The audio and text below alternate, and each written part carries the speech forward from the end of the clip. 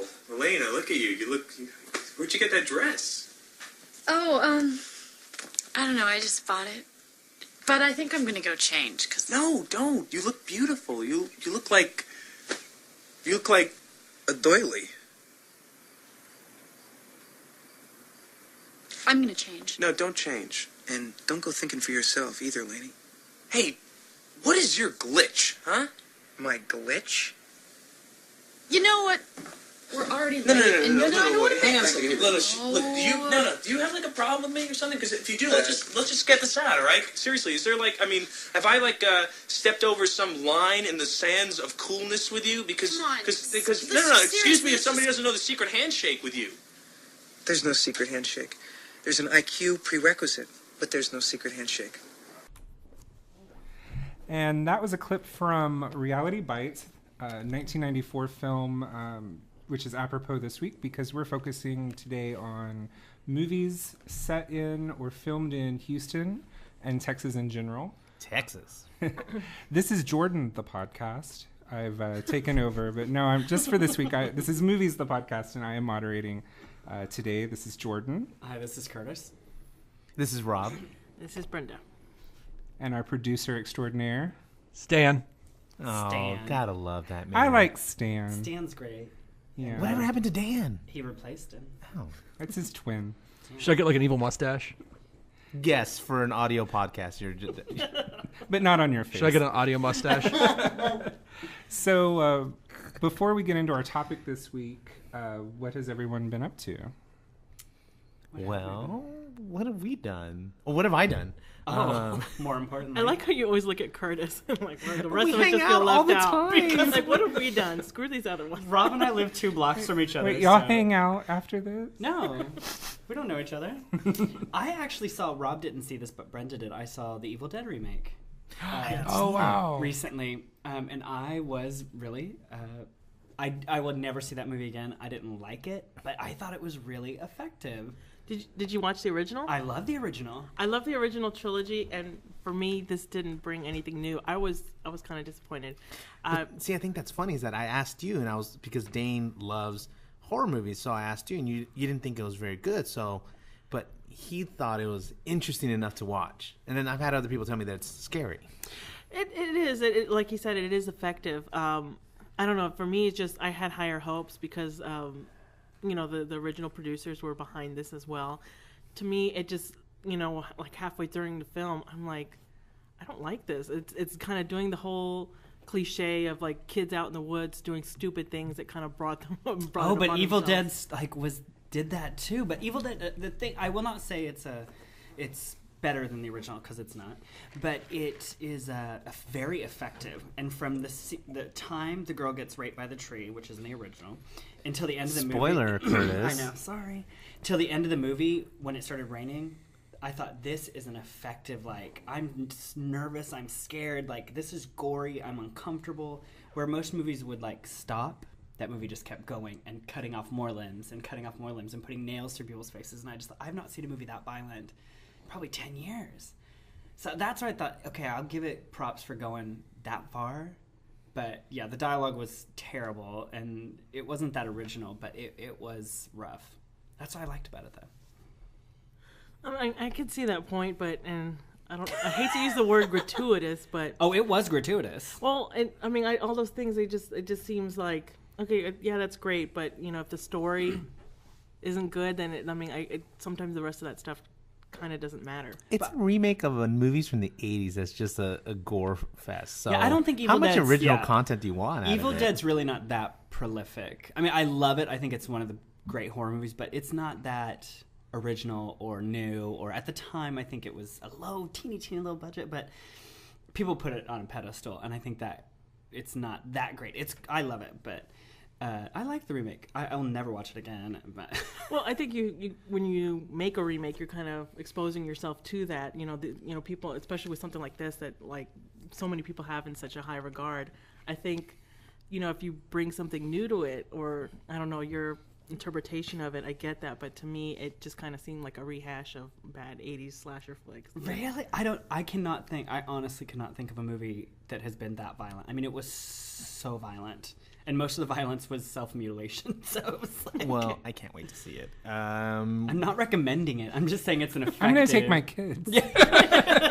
You bought kids? Just to take them to the movies. I get in for free. So that's what I watched. That's what I've seen. Well, speaking of valet parking for your brain, because this is kind of the time of year for those kinds of movies, I saw Oblivion, the new Tom Cruise. And say what you will about Tom Cruise and his personal life, I really enjoy his movies. Those popcorn blockbusters. He's 50. I cannot believe he's 50 years old. He looks amazing. He walks around with no shirt on a couple of times, flies around in a spaceship, shoots at things. Morgan Freeman shows up. There's a hot Russian chick, a hot British chick. There's, and it's a really entertaining story. Melissa Leo is in it. What? Randomly. She's like in one of the bosses? She's the mission control. Gotcha. And she's super creepy, which she always she kind of has this thing now where she's swooping into movies and just plays this really Southern woman who just Like in Flight? In Flight. And she's like really nice and she's real genteel, and you're like, this woman is like eating babies she's like in that her Red garage. State. She's like the closer. She's the like, I'm going to come in and do my thing. And, close it. It's because now she gets the big money to do the little roles after winning that Oscar. Hey, you know what? Do it. Yeah, make your money, honey. We are not gonna. She's not gonna get overexposed like some people we could mention. Nicole Kidman? That's not nice. But no, I enjoyed it, and I know a lot of people have seen it and said, "Oh, it's predictable." I didn't think it was that predictable. That the twists were. But did you have fun with it, though? I mean, I loved it, and it's a beautiful film. I mean, yes, there are about 400 movies that have come out in the last few years about the destruction of the Earth by, like WALL-E, or, and Sex in the City 2? The Help. That was they're about the destruction of the world by aliens or virus. And and After Earth is coming out soon. I mean, it's a trope that's been beaten to death. Who directed Oblivion? It was somebody good. The director of Tron Legacy. This is his second feature. That's not. That's don't not a let that tell you. I love Tron Legacy. The first hour of Tron Legacy is good. It's an hour and a half Daft Punk music video. And I'm okay with that. Same here. I'm not saying Have that's you a seen- bad thing. We need to watch Electroma. Oh, how I hate that movie. It's so boring. It was directed by Joseph Kosinski. Oh. Well, while you Love two, his work. While you two were watching, or you three were watching your mainstream horror, mainstream movies, I watched a little film called Disconnect. Oh. It was this year's Crash, but way better than but Crash. way better than Way better Crash. ever You know, could be. I feel bad enough about being white. I don't need to see another No, Crash. No, what'll make you feel bad is about your devices. It'll make you feel bad that we No. don't run away with that laptop. No, don't take my MacBook away. No, it was. You tell them, but it was. Actually, I didn't hear what you said. I was on Grindr. I'm sorry. And that's exactly the point of the movie. So Just it- like As Stan Dan over taps there. away. I'm sorry, Stan taps away. The IRS is looking for Dan, so our producer is named Stan. Do we know his last name? I don't know it, and I don't want to know it. I don't think anyone should know. We don't want to know what databases that name would show up in. Oh, I highly recommend Disconnect. It surprised me. I'd seen the trailer, and Curtis, it was between that or Upstream Color, and Is this the Jason Bateman? Yes. yes, I love Paula Patton. Patton, Paula Poundstone, wrong one. I Really got excited there for a second. Alexander Skarsgård was in it. Hope Davis, and that Mason. chick from Oblivion. You said. Yeah, Andrea Riseborough. Oh, yeah. Oh, I was about to okay. say, Yeah. the Russian chick. For real. Is she the Russian or the British? The one? British. British. Which Okay. Jessica Chastain in that part. Anyways, She's beautiful. But Yeah. I can't recommend this movie enough. It's several different stories that are intertwined, and it all revolves around how much technology has taken over our lives, and how much it's separated us from our loved ones, from just interacting with other people. And none of the storylines in the film seem you didn't lose interest in any of them. Not, you know how sometimes you're watching films that have multiple storylines, one is more interesting than the other. No, I was engaged by every single one of those. I'm disappointed in myself that it took me 2 weeks to watch this movie, and you work in a theater. Yeah. I didn't even see the trailer. I just, out of the corner of my eye, saw the trailer once, and I was like, oh, there's a person without their shirt on, a young man. And I said, I should watch that trailer. That young man was A very good He actor. looks this side of legal. That young man was Paula Poundstone. That's a plot point. At this point, I'd like to give a shout out to those listening in Iowa. That's where I'm from.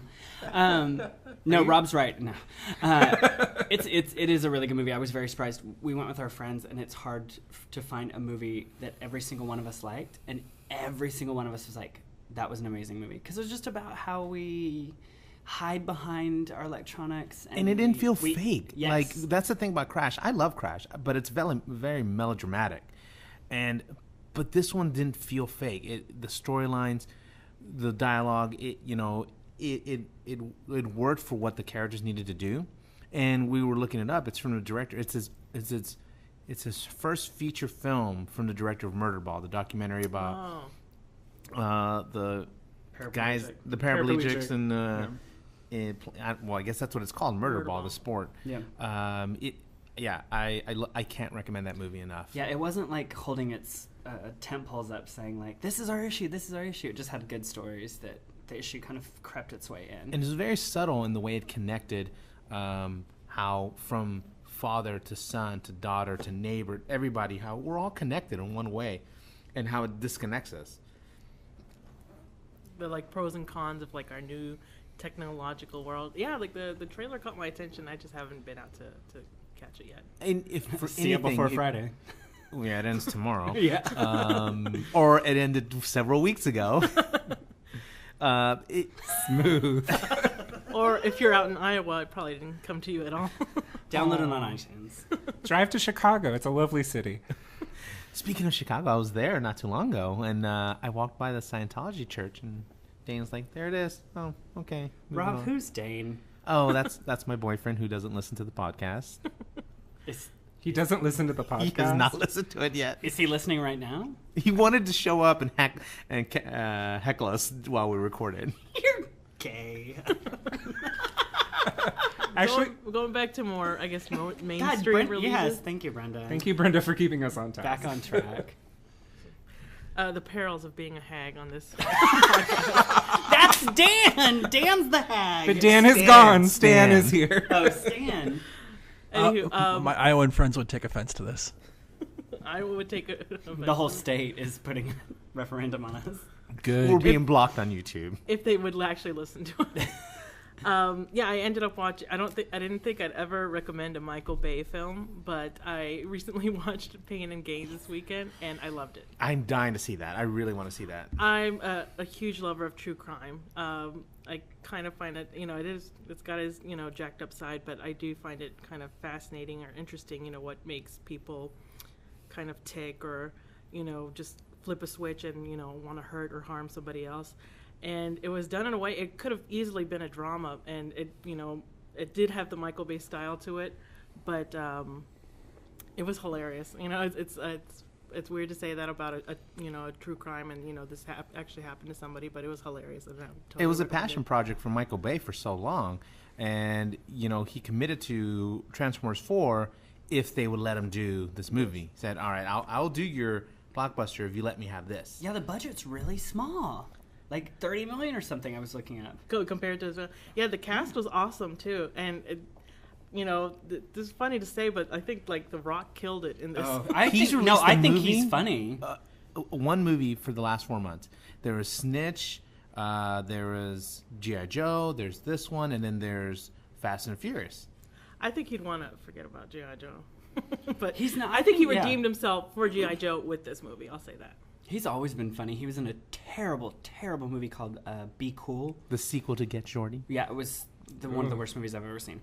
But he was really funny in it. He played a gay bouncer in it, and he was he was really, really What a funny. stretch for him. Yeah. He had to wax his chest. Wonder if I could get that job. Waxing Waxing Waxing the Rock. as like official waxer of the Rock. I'd put that I thought on. you meant gay bouncer. I could do that. He could do that too. I'm a jack of all trades. So today's topic, or this week's topic for our podcast, is Texas films. This is a topic that's really close to my heart as a Texas native and someone who grew up in Houston or in the Houston area. This is something that I really enjoy seeing my home state and my home city, which I really love. Well, say what you will about Texas politics and some of the things that our state gets wrong. I think one of the things about Texas is that it is a really special place, and people really love it for a lot of really good reasons. Those of us here in the podcast, myself and Rob are Texas natives. I thought the homework was Mexican films, so...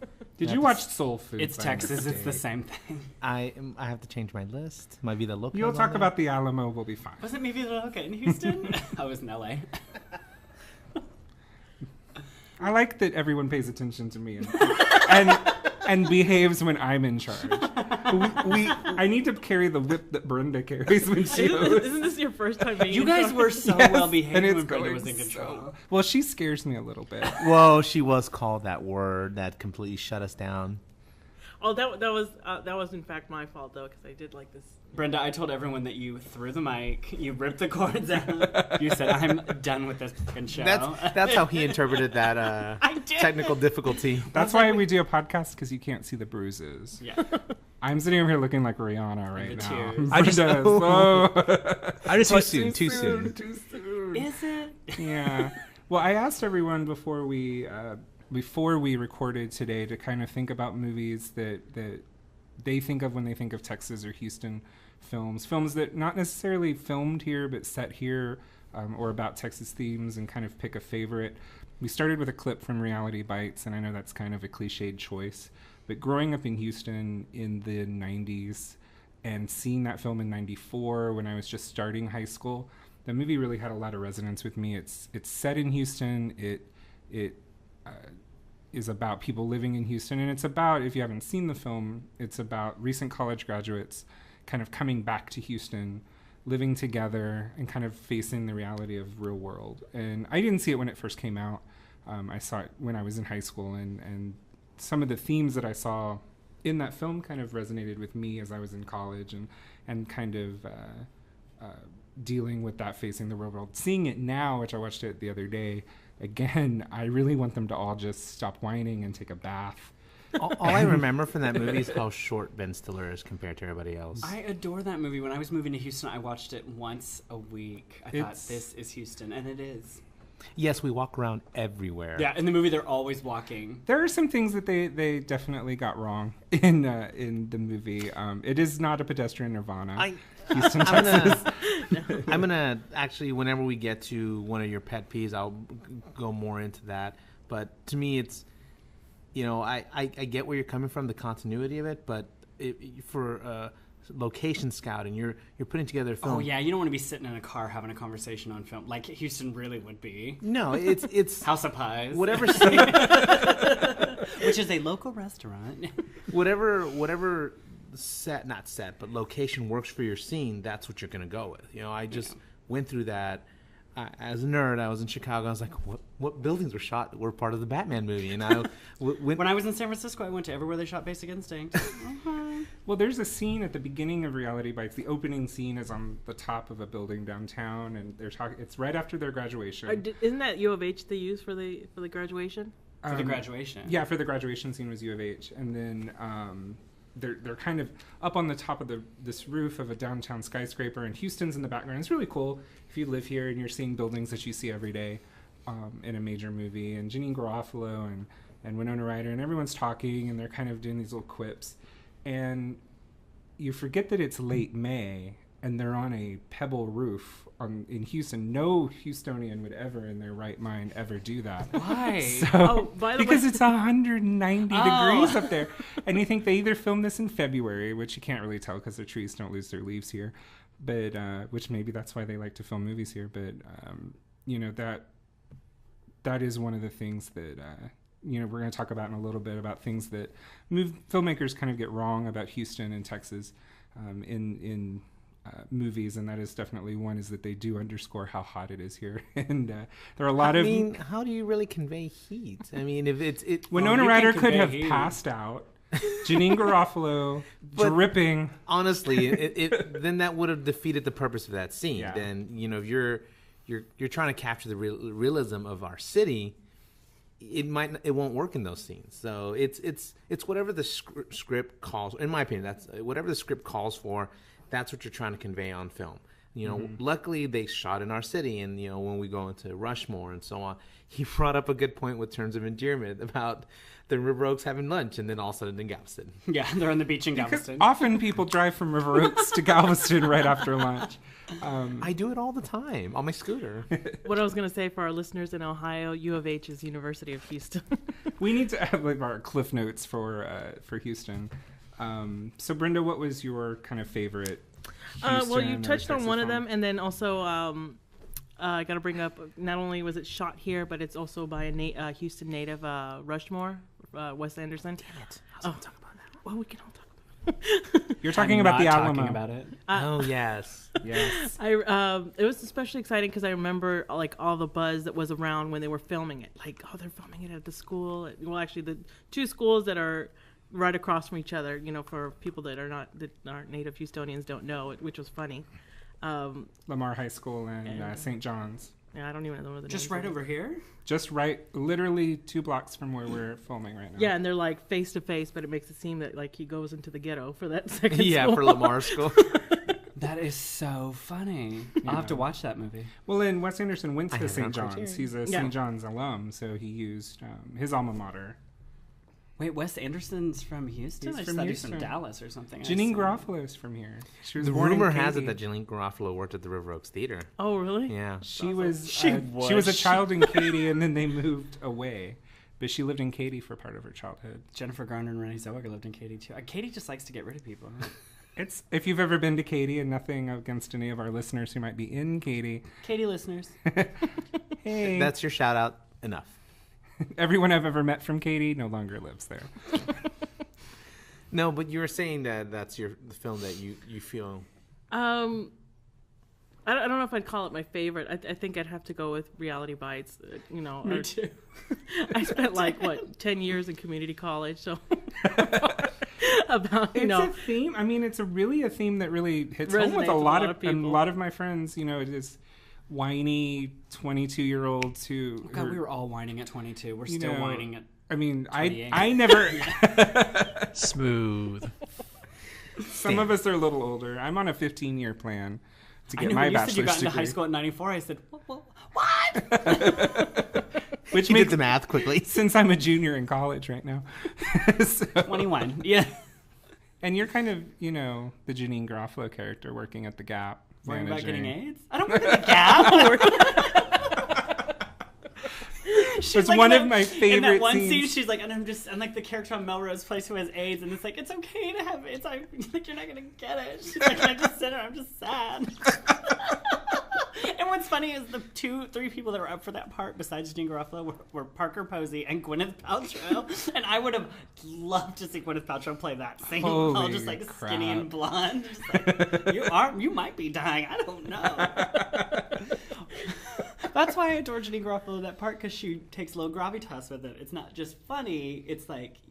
She brings something amazing to But everybody. it kind of dates the film if you think about it, because doesn't she bring up that fact that she may have AIDS closer to the beginning of the film, and it takes Yeah. a month for her to get her results. And now It's you a can- long time. She had to send off to Galveston or something. Shirley MacLaine was going to pick it up on her way back from lunch. I haven't seen it in a while, but did you recently watch it? I watched it about 3 weeks ago. I've seen it all the time. But does it hold up? Does it Yes. take the test of time? No. It's nostalgic. Oh. Ben Stiller is not the best director. And I don't think he cast himself well in that part. No, and I've never liked him. Yeah, as everybody Michael. else kind of fits in there. And I know he's not supposed to fit in there, but if you had those two men to choose from, there's no way you wouldn't choose Ethan Hawke. So, I was one of your questions that you had asked, Jordan, was what film did we feel represented Houston? And I was going to go with Rushmore only because it was the film for me that hadn't yet established the Wes Anderson world. Now he has these movies that all can fit into that world. And I think Rushmore, Bottle Rocket aside, Rushmore is a film that highlights some great parts about our city, and it's not necessarily the most obvious parts about our city. he didn't have enough money to be pretentious yet. Let's go with that. But I love that you still feel his style in the film, and I felt that it showed a different romantic side of Houston that wasn't, that scene when they go to the stadium and they're flying the what is, not the kites, but the planes. Was it like paper planes, I think, or no? They're doing the electronic planes. Oh, okay, like the remote control, operated, yeah. And I love that shot. I love how peaceful it seems, even though I'm sure it was really windy at that stadium. I like, to me, that film represented Houston the way I like to see it. You have to go out of your way to find things that are beautiful about the city. The other one I kind of really liked was I Come in Peace, the Dolph Lundgren. Oh God, awesome. Yeah. That has one of the best lines in Wes the end. Anderson too? Oh, no. Jimmy Garofalo, Wes Anderson, Stan, did Shelley you ever see that Duvall. movie? Yes. So the basic plot of the movie is this alien comes to Houston, and Is this your life story? it took me a second to get that, and I totally know what you meant. Is it an alien from Mexico?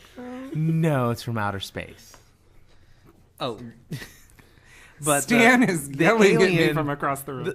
He says to make you feel better around him, he would say, "I come in peace," and then he kills you. And the last line in the film is, "Don't stop it! I'm not an illegal immigrant." You seem very, very sensitive about that issue. I have to carry my papers The only now. person bringing that up is you. Oh, I'm sorry. just- Who prompted that? I just keep thinking of you in the movie, like walking around and people going, "I come in peace." Tamales. We just like lost our 2 Mexican listeners. I know a ton of Mexicans. Our 2 Mexican listeners are the ones on the podcast, goddammit. Listen, I hope I'm not one of them because I'm totally not Mexican. Brenda, Nothing. And the 2 people listening in Iowa were like, there were there are Mexicans plenty of listening Mexicans to I've this. slept with that are listening to this show right now. Okay, If we based our listenership based only on your through the roof. ex-boyfriends, Through the roof. those Arbitron the ratings like- would be all over the place. Then the likes on Facebook would be a higher number. I know. Well, then maybe that's what we can do with the Astrodome. Well, they're trying to find me. They're trying to report. Oh, sorry. You just totally threw me off. You're like, the last line of the film, "I am not an immigrant." So I was like, I don't remember that line. You know what? I'm just gonna post the clip later because I don't think we're gonna get to that. Jordan, give me a Dr. Pepper. I'll say one of- Sorry. That's all my fault. You gave him sugar. He's like a gremlin. He took sugar. Oh my goodness. Oh, I will say one of the things I don't know that I have like a. I Keep I it do together, love, Stan. Keep it together. I do love reality. Yeah, Stan won't admit it, but I Come in Peace is the reason he moved to Houston. But anywho, I don't know if there's a specific movie. I do love Reality Bites, but I don't know if there's a specific film that I'm like, oh, that totally captures Houston. Granted, there's more films made in Houston that I need to watch, but Like Urban Cowboy. oh yeah, Urban Cowboy's a good one. Is that in But- Houston? Brewster McCloud. It's in I've never Pasadena. seen. Yeah, me either. But I actually met the guy who opened the bar that was, I guess, Chili's in Pasadena. Yeah. Which is no longer there. which burnt down. It's Way to be topical, Stan. it's the mustache. Anywho, but I do remember anytime I'd watch a film set in Houston or filmed in Houston, I would geek out about like certain landmarks. Seeing things. like and- in Reality Bites when they're talking in front of those waterfalls. Like, right, and that's right. I've walked through there. I've illegally parked there before. My sister and I for both. jury duty. My sister and I had both planned to take pictures when it was time for our quinceañeras, but it rained on both of our quinceañeras. We ended up having to go to Town and Country Mall. I'm not going to make another Mexican. Hispanic. Excuse me, Hispanic. Curtis, have you driven by those water fountains on Saturdays? No. It's Pandemonium. It's all women or girls dressed up in quinceañera dresses trying to take photos there. People go for prom. People go in front of them for their wedding. I have seen that. Welcome to Quinceañera the podcast. I know. Let me tell you about my favorite Texas movie. Okay. Are we moving on to Texas, or we're sticking with Houston? Well, mine's Houston too. Oh, Well, we're moving on to Curtis. More importantly, and I am legal. Terms of Endearment is one of my favorite movies, and my family. That's like part of our DNA, that movie. Like, literally, my brother made a joke once, and it's so true. We're all the women of the family, me. We're sitting there watching the movie, and my brother's like, oh, just wait. And he was like, it's like a countdown. And then when she's like, I would be happy when it would be over. And we were all like, oh, God, this movie. Everybody cries. And that was in Houston. I know where the house is, and I know where the house is from the sequel. And that feels like a Houston movie only because when I first moved to Houston, I didn't have a lot of friends. I would like watch that movie or I'd drive by that house when I was having a bad day. And so every You time... try to be friends with the people there? Hey! They're just walking by. Can I get in your house? I mean, they filmed in the house, in the backyard. I mean, it's filmed... it's right behind Chewy's. It's on Lock Lane, Yes. right here in River Oaks, just a couple blocks Just from where make a we left. are. Yeah. It's... And I adore Movies that the movie podcast anyways. headquarters is in River Oaks. Yeah. Practically. Houston. But it's and there are a lot of landmarks. I really enjoyed Terms of Endearment as a child because they filmed the beach scene in my hometown of Texas City. A lot of people think that it's set in Galveston, but a lot of people think they filmed it in Galveston. That beach scene where Jack Nicholson drives on the beach. It was clear water, so I wasn't sure. That was probably CGI. They removed the medical waste and drums of oil, but there are tankers in the background, so you know it's Texas. But that was filmed on the Texas City Dike, and that was a really big deal. Did you start watching that when you went to high school, that movie? That was actually when I was in elementary school. 1983. It came out in 83. I'm very old. And Shirley MacLaine and I actually went to high school together. In a past life. In a past life. But yeah, that's a great movie. That's a really good choice. What other options do we have, just out of curiosity, that are Texas or Well, Houston films? Jason's Lyric, I believe. Jason's that's right. It was Lyric, filmed yeah. at right by Allen Parkway. Well, I sent a list to my I read podcast mates of just movies No, you that didn't. You were there when I read it. of movies, and there were some on here that I didn't realize were made in Houston that I really like. There's a movie, FM, which is a really good movie that I really enjoy from You 1978. noted that you love that movie. I really enjoy that movie, and it's only because Eileen Brennan's in it, I think, and I enjoy Eileen Brennan, and it's a weird movie all about people wanting to go to a Linda Ronstadt concert.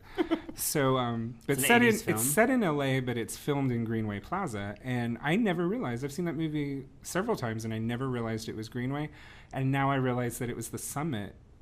Which is now the Summit. I know, which is now the largest church in the United States, Lakewood Church. Used to be the home of the Houston Rockets, Ohio and it was fan. called the Summit. And then it became the Compaq Center. And then it was the Compaq Center, and then God, you guys have lived here a long time. now it's Six Flags Over Jesus, and but FM was a movie. And so, were there any movies on here on this list that you thought you were surprised were set or filmed in Houston? Well, there's a lot. I think a lot of people are. Well, not that a lot of people know about this film anymore, but does anybody remember that movie, The Chase, with Charlie Sheen and Christy Yes. Swanson? I didn't know automatically because it's supposed to be, I don't know, one of your pet peeves or one of you guys' pet peeves is when Houston subs for LA. But It happens so often.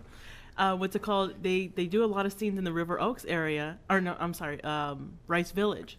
Mm-hmm. And I remember seeing that. I was like, oh my God, I recognize that. Like, when I watched the film, I didn't realize they had filmed it in Houston. I'm more concerned when California steps in for Texas because there are no mountains here. We are quite possibly the flattest city in America. And I always love it when they're in Houston or they're supposed to be on the beach in Galveston and there are mountains and palm trees in the background. I think there's a tire pile in Pasadena that might look like a mountain from a distance. I remember The Chase. They filmed it when I was in high school because I had two relatives that worked on the crew for that when they were filming with Charlie Sheen and Christy Swanson. And the gas station where she's kidnapped at the beginning, it's about an heiress that's kidnapped by Charlie Sheen, is a gas station that I used to go to a lot. It's in Kemah, right on 146. Why did you go to that gas station a lot? Because we used to go to Kemah a lot to go to Bible study when I was in high school. What did you study? Natural light. I went to Boone's Farm Preparatory Academy. When I was looking through your list of all the 80s films that were shot here, all I can think about is that we apparently gave a really good tax credit back in the 80s for film. The city probably looked totally different when you guys were growing up, though, as compared to now. It definitely, and it's interesting you bring that up because now a lot of movies don't get filmed in Houston. Houston it's really hard to film in Houston, and this came up when Bravo was filming Top Chef Texas, which is not a movie, I know, but it's a really great reality cooking show. Yeah, that is a pet peeve of mine. They totally skipped over. They Houston. skipped Houston because the city of Houston basically ransomed Houston and said, we want X dollars if you want to film here, and we want to have final approval of any filmed portions in Houston before it airs. San Antonio paid Bravo. Dallas paid Bravo. They even did a segment in Austin. They did one in Waco, out in the middle of a freaking pasture. Houston, for those of you who don't know, is a food mecca. We earned our fattest city in America reputation, honestly. Every day. We do it with, it's covered in powdered sugar. Powdered sugar smeared on my man boobs.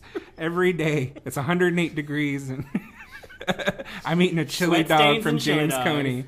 When a hot dog stand offers wedding catering, you know you live in the fattest city in America.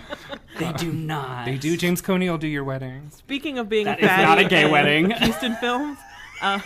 Yeah, give a bunch of gay men chili. What are you implying? Speaking of food and movies, for anybody who lives in Houston, if you go to Frank's Pizza downtown, all the posters that they have in there are movies that were filmed in Houston. Amazing films like Tin Cup, RoboCop, and RoboCop 2, Blind Fury with Rutger Hauer. Was that meant to be a Zatoichi remake? I don't know. I just seen the poster where he's like waving around a cane and he's got the glasses because. But have we never had a good, like, God, even just Reality Bites, but a good Houston movie, like about Houston, like. You've had Dallas movies, you've had Austin There's movies. that documentary, Hot Town, Cool City. Are you in that? There's... Wait, am I? No, I don't think I'm in that one. Houston, I have always felt, and I felt this in television and in movies, I feel Houston always gets the shaft. Because... I'll rephrase that. The short end of the stick. Houston always gets butt fucked. No, Houston always gets the shaft. I'll go with shaft. When it comes to, because it's such a vibrant city, it's such a diverse city. It's hot and humid. It's very hot here, but it's an incredible city, and I feel that we just don't get the appreciation we deserve in movies, in TV, in general.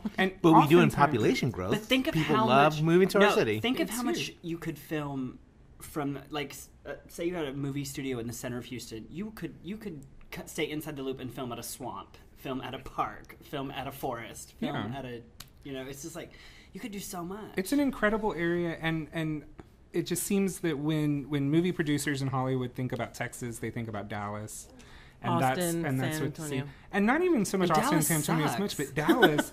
And I know that it's Austin's also pretty. that a lot of it comes down to the Texas Film Commission, and it comes down to cities that are willing to work with film producers and give some tax breaks and kickbacks. I know a lot of film productions go to Louisiana because Louisiana gives a lot of kickbacks to studios that film in that their movie state. that we played at Sundance, Ain't Them Bonnie Saints, that was part of the Sundance Film Festival.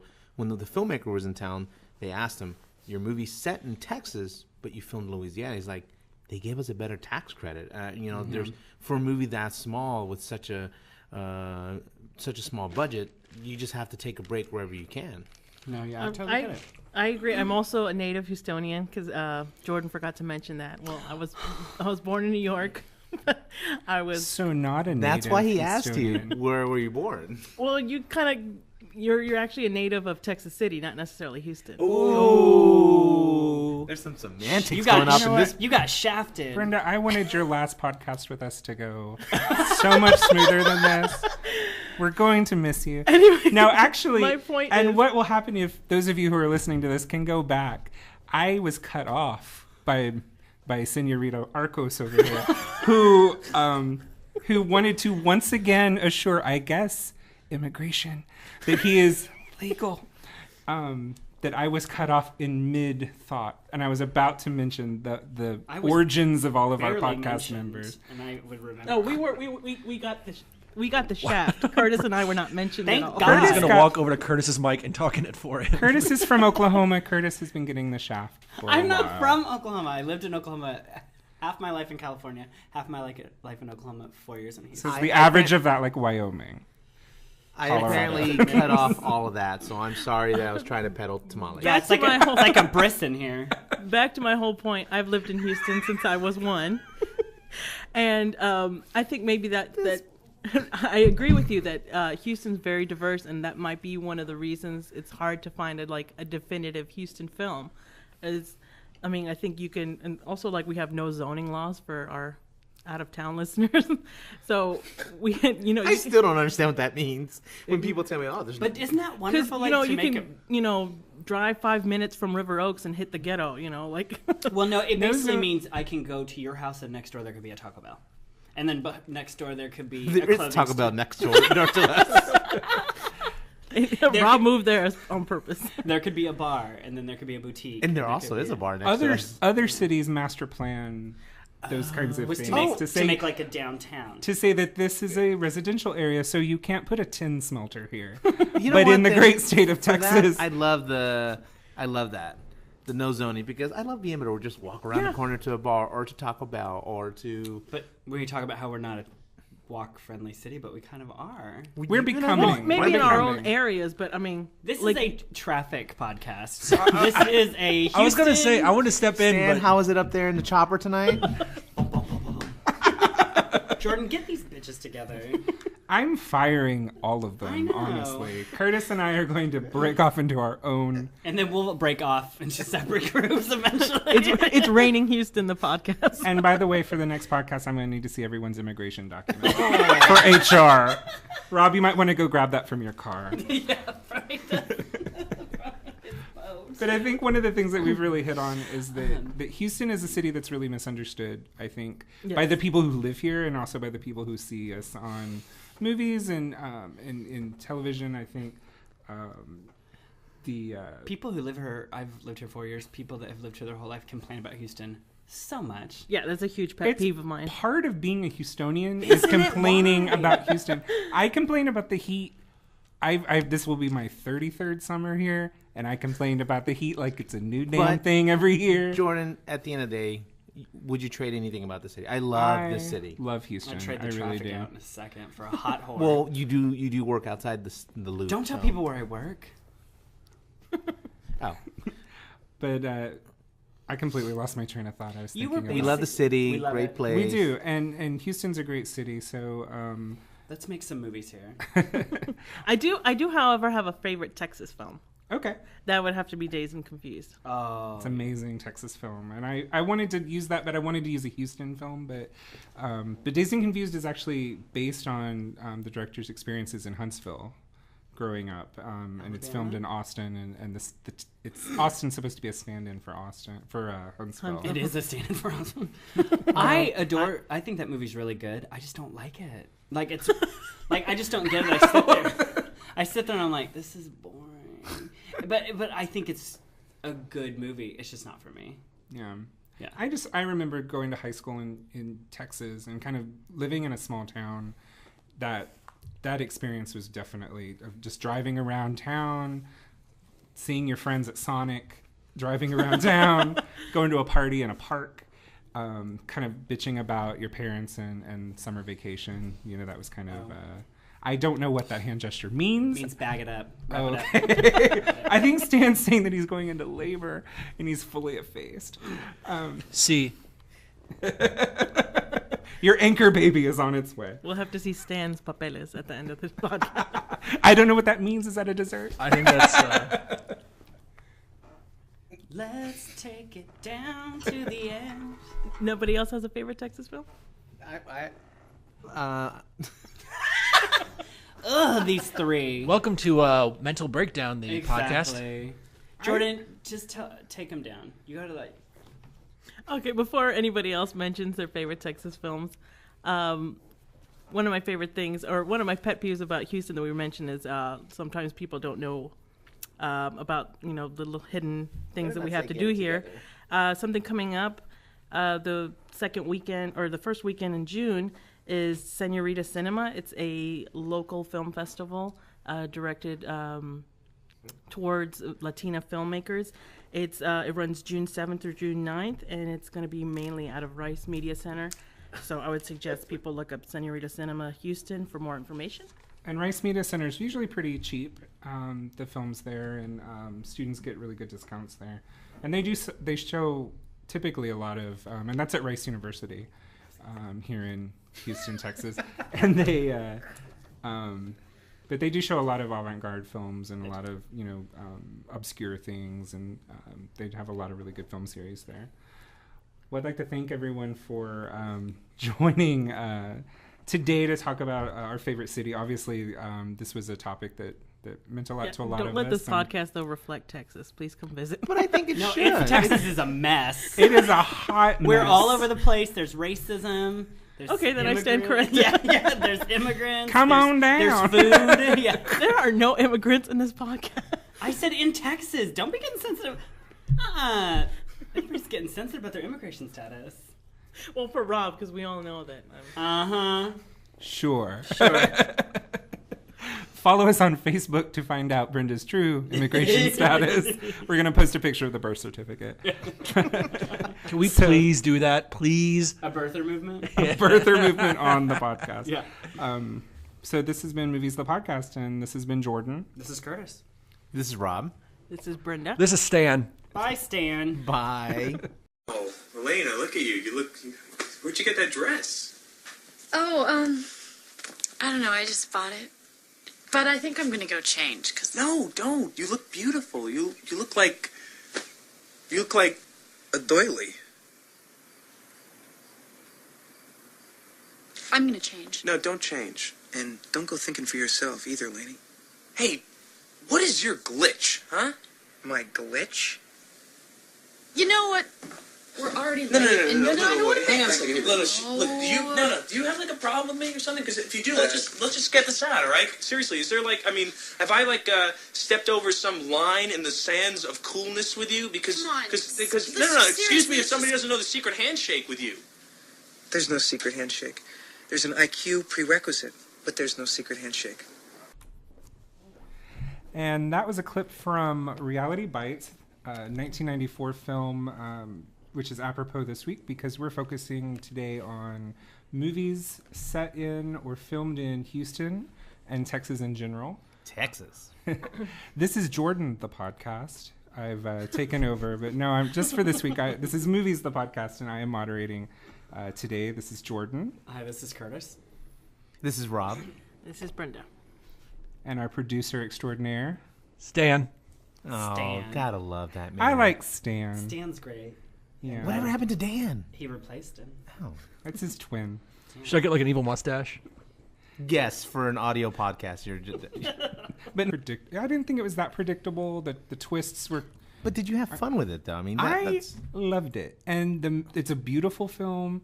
I mean, yes, there are about 400 movies that have come out in the last few years about the destruction of the earth by, like Wall-E, or, and Sex in the City 2? The Help. That was a they're about the destruction of the world by aliens or virus. And and After Earth is coming out soon. I mean, it's a trope that's been beaten to death. Who directed Oblivion? It was somebody good. The director of Tron Legacy. This is a second feature. That's not. That's Don't not a let that tell you. recommendation. I If love Tron Legacy. The first hour of Tron Legacy is good. it's an hour and a half Daft Punk music video. And I'm okay with that. Same here. I'm not saying Have that's you a seen- bad thing. We need to watch Electroma. Oh, how I hate that movie. It's so boring. It was directed by Joseph Kosinski. Oh. Well, while you Love his two- work. While you two were watching, or you three were watching your mainstream horror, mainstream movies, I watched a little film called Disconnect. Oh. Aw. It was this year's Crash, But way better than But Crash. way better than Way Crash. ever You know, could be. I feel bad enough about being white. I don't need to see another No, Crash. No, what'll make you feel bad is about your devices. It'll make you feel bad that we No. don't run away with that laptop. No, don't take my MacBook away. No, it was. You tell them, but it was. Yeah. Actually, I didn't hear what you said. I was on Grindr. I'm sorry. And that's exactly the point of the movie. So Just it like was as Dan over taps there. away. so violent, and most of the violence was self-mutilation. So it was like. Well, I can't wait to see it. I'm not recommending it. I'm just saying it's an effective. I'm going to take my kids. You bought kids? Just to take them to the movies. I get in for free. So that's what I watched. That's what I've seen. Well, speaking of valet parking for your brain, because this is kind of the time of year for those kinds of movies, I saw Oblivion, the new Tom Cruise. And say what you will about Tom Cruise and his personal life, I really enjoy his movies. Those popcorn blockbusters. He's 50. I cannot believe he's 50 years old. He looks amazing. He walks around with no shirt on a couple of times, flies around in a spaceship, shoots at things. Morgan Freeman shows up. There's a hot Russian chick, a hot British chick. There's, and it's a really entertaining story. Melissa Leo is in it. What? Randomly. She's like in one of the bosses. She's the mission control. Gotcha. And she's super creepy, which she always she kind of has this thing now where she's swooping into movies and just plays this really Southern woman who just Like is in Flight? In Flight. And she's like really nice and she's real genteel, and you're like, this woman is like eating babies she's like in that her in Red garage. State. She's like the closer. She's like, I'm going to come in and do my thing. And, close it. It's because now she gets the big money to do the little roles after winning that Oscar. Hey, you know what? Do it. Yeah, make your money, honey. We are not gonna. She's not gonna get overexposed like some people we could mention. Nicole Kidman? That's not nice. But no, I enjoyed it, and I know a lot of people have seen it and said, "Oh, it's At the end of the movie, when it started raining, I thought this is an effective, like, I'm nervous, I'm scared, like, this is gory, I'm uncomfortable. Where most movies would, like, stop, that movie just kept going and cutting off more limbs and putting nails through people's faces. And I've not seen a movie that violent in probably 10 years. So that's where I thought, okay, I'll give it props for going that far. But, yeah, the dialogue was terrible, and it wasn't that original, but it was rough.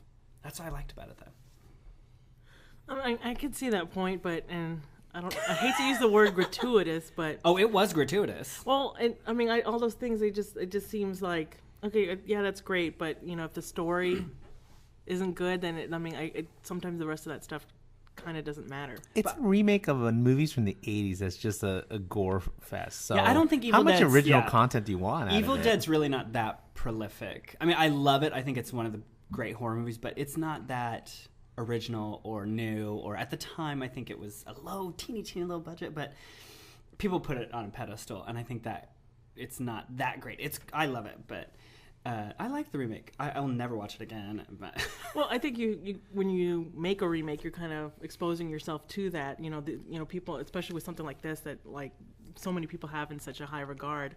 I think if you bring something new to it, or I don't know, your interpretation of it, I get that, but to me it just kind of seemed like a rehash of bad 80s slasher flicks. Really? I honestly cannot think of a movie that has been that violent. I mean, it was not on your face. Should I get an audio mustache?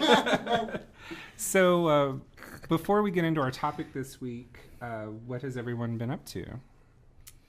Well, what have we done? Well, what have I done? More importantly, I like how you always look at Curtis and like the rest We of us hang just out feel all left the out time. because like what have we done? Screw these other ones. Rob and I live 2 blocks from each other. Wait, y'all so- hang out after this? No, we don't know each other.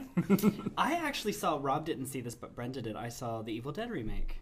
Oh, wow. Recently, and I was really, I will never see that movie again. I didn't like it, but I thought it was really effective. Did you watch the original? I love the original. I love the original trilogy, and for me, this didn't bring anything new. I was kind of disappointed. See, I think that's funny is that I asked you, and because Dane loves horror movies, so I asked you, and you didn't think it was very good. So, but he thought it was interesting enough to watch, and then I've had other people tell me that it's scary. It is. Like you said, it is effective. I don't know. For me, it's just I had higher hopes because the original producers were behind this as well. To me, it just like halfway during the film, I'm like, I don't like this. It's kind of doing the whole cliche of like kids out in the woods doing stupid things that kind of brought them. But Evil Dead's did that too. But Evil Dead, the thing, I will not say it's better than the original because it's not, but it is very effective. And from the time the girl gets raped by the tree, which is in the original, until the end of the movie. Spoiler, Curtis. I know, sorry. Till the